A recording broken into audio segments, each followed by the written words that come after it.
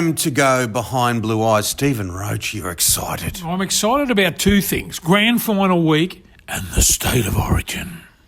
Mate versus mate, state versus state. We can feel it, we can touch it because it's so different to the past, isn't it? Because we've had these three games during the season. I think people are pretty excited about the whole idea of it being in 3 weeks, Steve. Yeah, I think it's a whole new way that we're going to do State of Origin this year. I think it might be a little bit of a novelty this year, but I reckon we might go back to normal. But it wouldn't surprise me at all because there's nothing really on if it doesn't rate through the roof. I reckon it will. People love State of Origin. Yeah, I think it will as well, and I'm glad that the game is in Adelaide and it's stayed that way.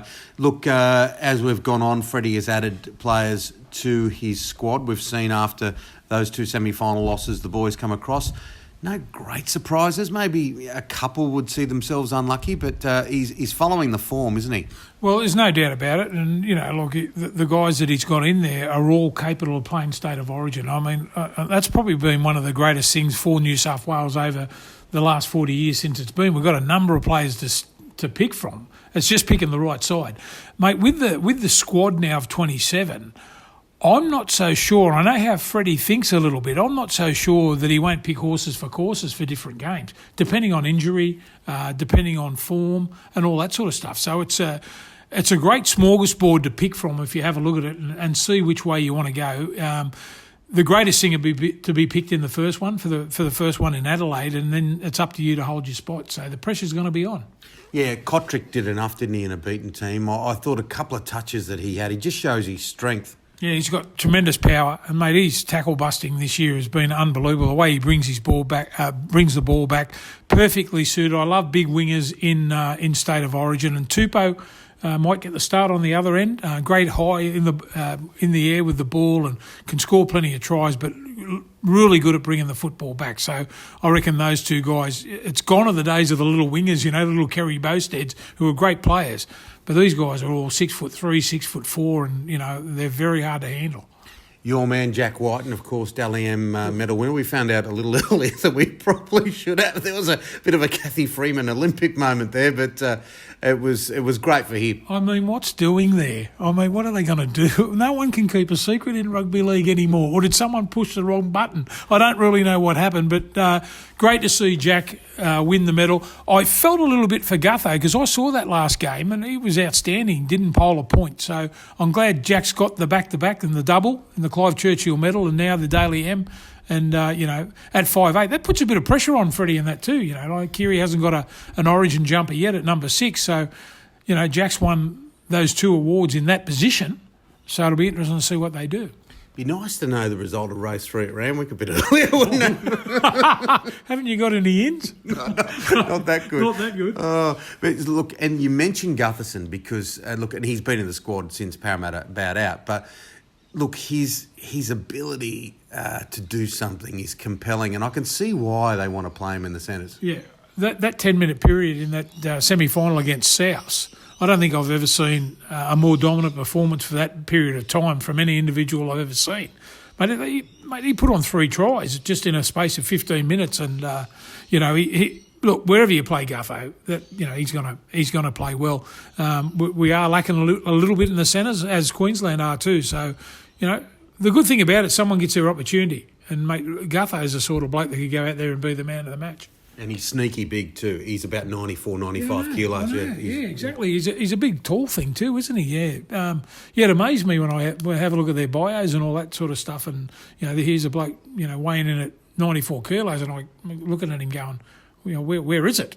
Yeah, I know. Yeah, sometimes it's all sinew, I suppose. Super fit too. They reckon he's unbelievable on the training park, and just this will suit him down to the ground. You know, the weather starts to heat up a little bit. You know, getting towards December and all that sort of stuff, and playing footy, and I reckon he'll be sensational. A few of these South guys, obviously in the squad. Cody Walker deserves to be back. You know, the maturity that he's shown. I mean, you know, you could imagine how disappointed he was a couple of years ago when he dropped out. A lot of blokes dropped their bundle. He hasn't done that. He's improved out of sight, and I think Wayne Bennett has even, you know, brought out that maturity that he probably needed. And mate, he's playing as good as anyone. I was talking about it the other day that, he's a wonderful ball player, but he's a tackle breaker too. I don't know how he does it. So, he's a complete player now. There's no doubt about that. Wouldn't surprise me if he starts at 6. So we've got an abundance of players. Just how's Freddie going to fit them all in? Well, Cameron Murray, there's no doubt he's going to be there. What a workhorse. What a workaholic. Just one of those guys that every footy side that needs, because, if there's something to be needed to clean up, or someone needs to make 3 or 4 tackles in a row, or someone needs to dive on a loose ball, Cameron Murray's the man. He is built for Origin. And Cookie's just hitting that form. He had such a great Origin series last year, and he's hitting that kind of form now. Probably a little bit quieter in that last game, but a couple of games prior to that he was explosive. Took their time to get their mojo, didn't it, South? After we seen, we talked about it at the start of the year with Sam and all those sort of guys that retired from South Sydney, and they needed to find their way. And all of a sudden, Bailey Siranen comes on, and Liam Knight, and all those sort of guys start playing out of their skins. It was a timing thing for the South Sydney side, and Wayne Bennett did it beautifully. And all of a sudden, it didn't surprise me, that South's form went through the roof as soon as he started running the ball from dummy half. Cook. And Freddie's got him in camp, and it looks like they're mixing it up a little bit of NFL. I suppose you don't want to play your first Origin game too early. No, that's right. No, one good thing about Freddie, he knows about fun. He's a fun guy, So he'll mix it up. The players absolutely love him. There's not that sort of that sort of headmaster look when you're playing under a lot of those real stern coaches. So look, they'll love it up there. They'll have a good time, and I'm sure Freddie will mix it up.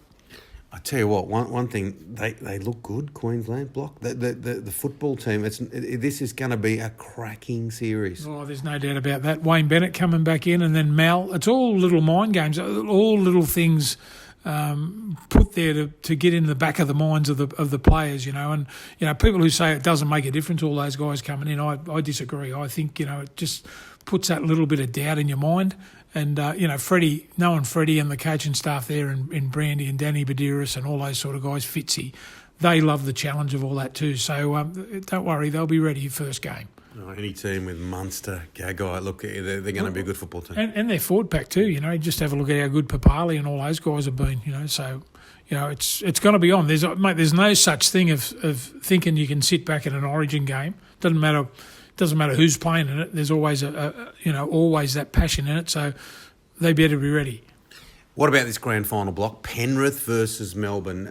Look, if you look at it, you think Melbourne blew Canberra off the park. They deserve their favouritism, but there's only 2 teams left, and Penrith have had a compelling season. They got so much talent.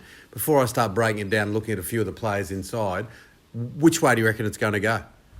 I just looking at the game last week when I reckon the Panthers should have led 24-0. They made 3 clean breaks and didn't ice it. I think when you play against the Storm, you've got to ice every opportunity. At the end of the game, the Panthers had made 11 errors.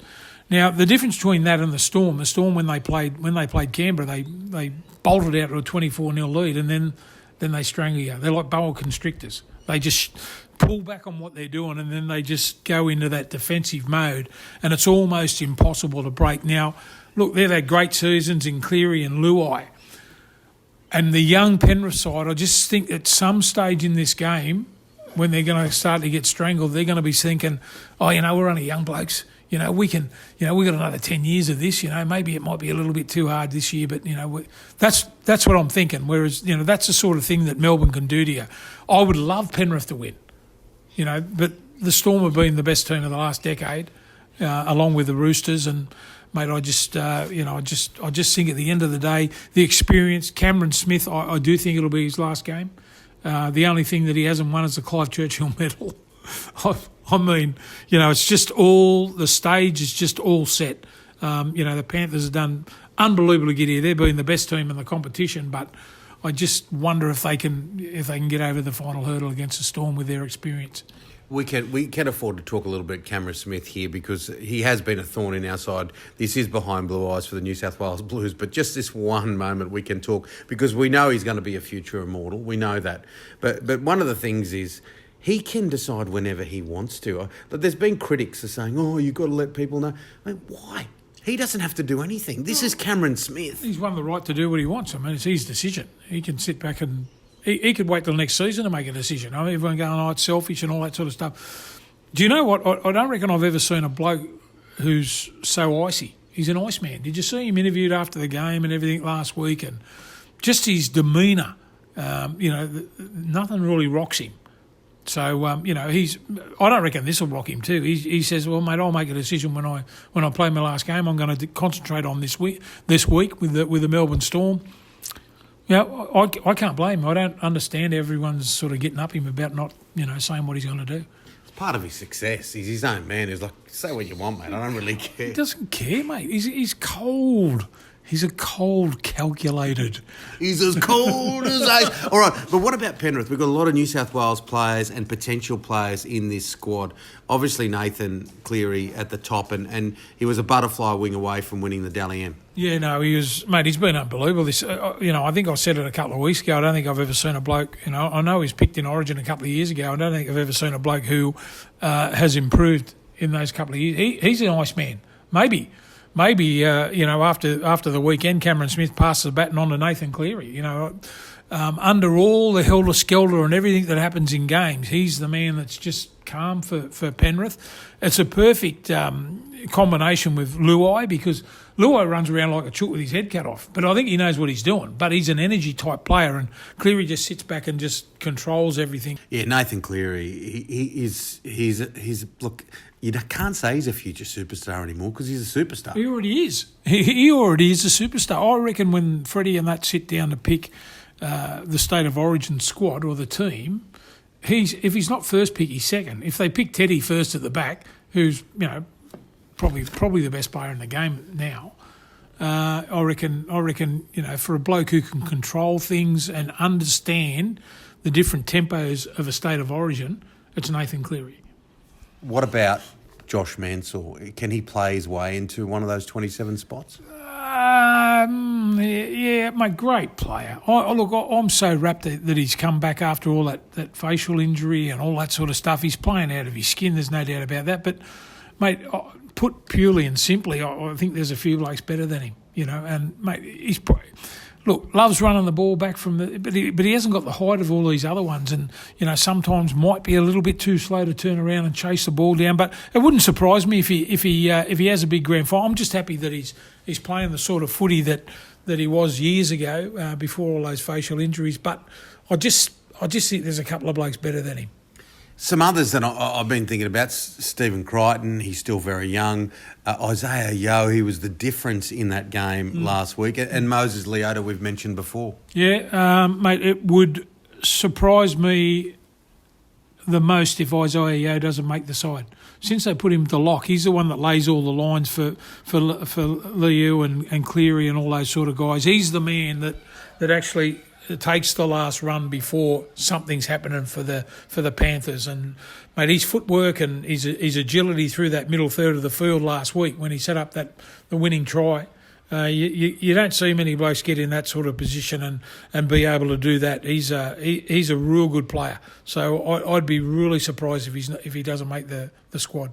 He's one of those big running men, although they're different, but not overly dissimilar to Menzies in his ability to break tackles. Yeah, no, you're with him. Mate, look, he'd be a lot bigger than Menzies. Menzies had great technique and all that sort of stuff. And, mate, we're talking about one of the greats now in Menzies. But, seeing what Isaiah Yeo has done for the Panthers this year, big, as you mentioned, big man, getting on the back of Tamo and Fisher Harris and all those sort of guys, that helps. And Api Carousel's his decision-making and his passing out of dummy half is next to none. Imagine him going this week.